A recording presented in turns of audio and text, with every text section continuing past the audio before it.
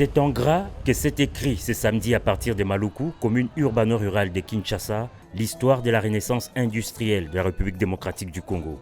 Les premières productions des usines congolaises placées dans la zone économique spéciale pilote de Maluku ont été livrées ce jour. Un événement présidé par le chef de l'État Félix Antoine Tshisekedi Tshilombo en présence de nombreux officiels et dans une ambiance festive. Créée sur un espace de 885 hectares, la phase pilote de la zone économique spéciale de Maluku s'étend sur une surface de 244 hectares et dont les travaux sont financés jusqu'ici à hauteur de 20 millions de dollars, qui représentent 5% du coût global du projet mis à la disposition du gouvernement par la Banque africaine de développement BAD, a indiqué le directeur général de l'Agence des zones économiques spéciales. Des entreprises, 6 au total, œuvrent dans ce vaste projet de diversification de l'économie congolaise, parmi lesquelles l'entreprise chinoise Saphir Céramique DRC, spécialisée dans la production des carreaux et des faïences. Environ 6 000 emplois sont créés pour la phase pilote. Voilà qui réjouit le ministre de l'Industrie. 2023 est un grand jour et mérite d'être célébré exactement comme le 30 juin 1960 pour des raisons évidentes.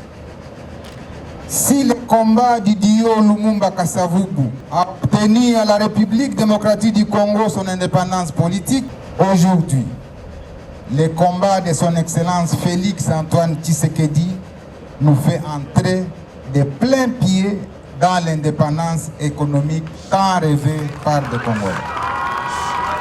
Après les mots, les gestes, le président de la République a été invité par la suite à se rendre à l'usine Saphir Céramique DRC pour la coupure du ruban symbolique. C'était également l'occasion pour le chef de l'État, à travers un tour des propriétaires, de se rendre personnellement compte de la qualité des produits made in DRC.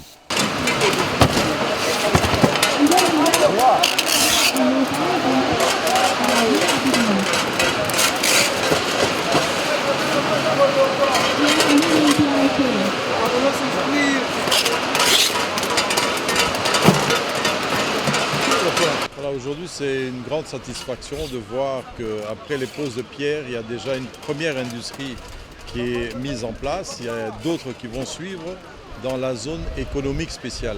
Il était question donc de développer Maluku, Kimpese et Banana. Déjà cette usine avec des ports qui vont se faire et la voie fluviale qui pourra permettre non seulement d'évacuer, mais de recevoir aussi de la matière première parce qu'elle est aussi destinée à être une zone agro-industrielle à cause de toutes les plantations qu'on peut faire sur le plateau de Bateke pour pouvoir les transformer ici et pouvoir alimenter le grand marché qui est Kinshasa. La détermination est ferme.